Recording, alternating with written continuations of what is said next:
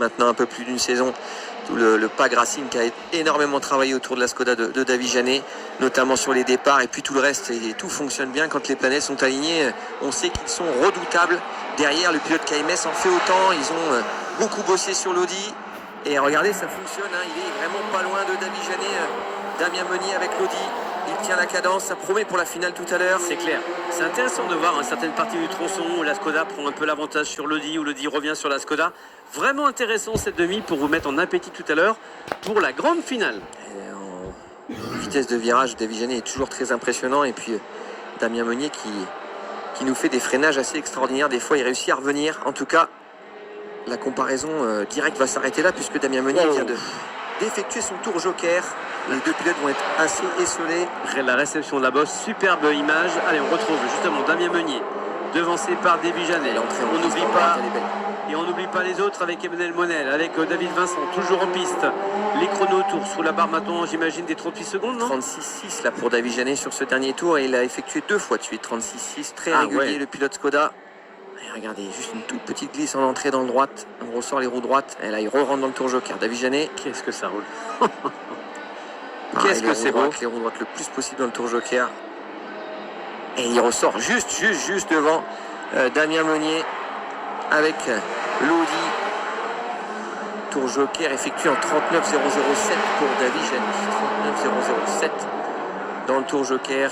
Et puis vous qui avez l'œil, vous voyez, deux façons de piloter différentes. Le métronome du centre de la France, voilà, une voiture posée, une glisse, et un Damien Meunier un peu plus viril qui adore s'engager dans la voiture. Très généreux et de façon différente. Et survireur, il se fait plaisir, il régale tout le monde.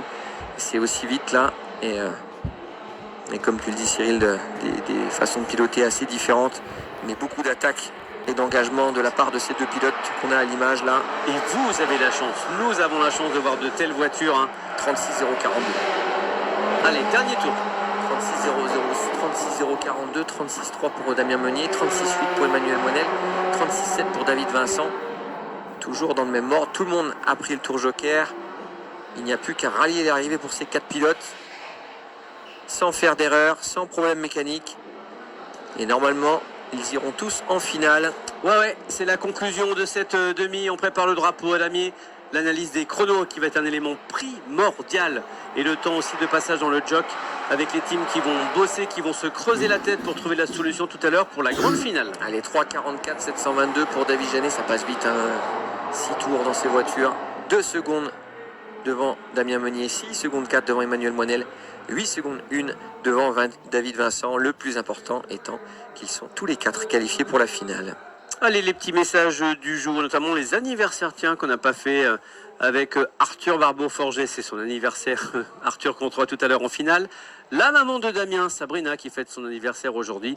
Et puis un pilote aussi du Sud-Ouest qui nous regarde aujourd'hui, qui a roulé dans cette catégorie en Super 600. C'est Cédric Torres qu'on salue et qui fête à nouveau son anniversaire, sans donner exactement le nombre de bougies en ce dimanche. Allez, on passe dans quelques instants à la seconde demi-finale. Eh bien, ils sont 4. C'est ça, 4 avec Jonathan Payet qui est prêt à bord de la 208 du team Payet compétition. Derek Tohill, l'Irlandais, sur la gauche. JB Dubourg, présent pour la deuxième et dernière épreuve de la saison. Et sur la deuxième ligne, Laurent Lemanac, le pilote du team des Racing, le Breton, avec la DS3. Allez messieurs, railler l'arrivée, même chose. Faire le job pour trouver la bonne place qui vous va, déjà au premier virage et surtout tout à l'heure en grande finale. Jean-Baptiste Dubourg qui a pris le meilleur départ devant Jonathan Payet, Laurent Lemanac et Derek Tohill. Oh, Jonathan, il est là. Oh, Jonathan Payet, il est là. Il ne le laissera pas partir, ça c'est sûr, clair. Jonathan Payet. Les deux 208 devant la DS3 et une nouvelle 208. 4 PSA là dans cette demi-finale. Allez, avec en effet la DS3 de Laurent Lemanac en troisième. Derek Tohill, l'Irlandais, qui est avec nous ce week-end, qu'on accueille avec beaucoup de plaisir, qui a fait l'acquisition cet hiver de l'une des 208 du team d'Air Racing et qui a notamment remporté 2 victoires dans son championnat le week-end dernier. C'est génial de les voir passer. On a presque à se poser, à regarder et le circuit et l'écran, tellement c'est beau, tellement ça roule fort. Oui, c'est toujours impressionnant à voir, surtout sur le sec. Là, on voit l'engagement que mettent les pilotes dans des autos aussi performantes que celle-ci.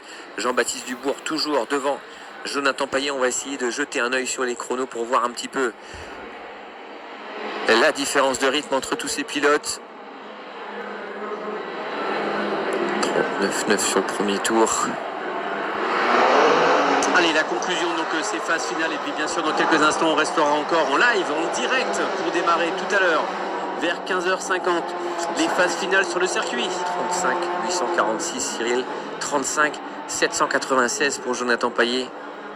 Ça va très vite là. Hein. Simon, tout à l'heure par rapport à l'autre demi, c'est quoi qu'on a envie de savoir? C'est déjà plus vite. Non. C'est déjà plus vite, oui. Non, Oui. c'est vrai. Presque une demi-seconde.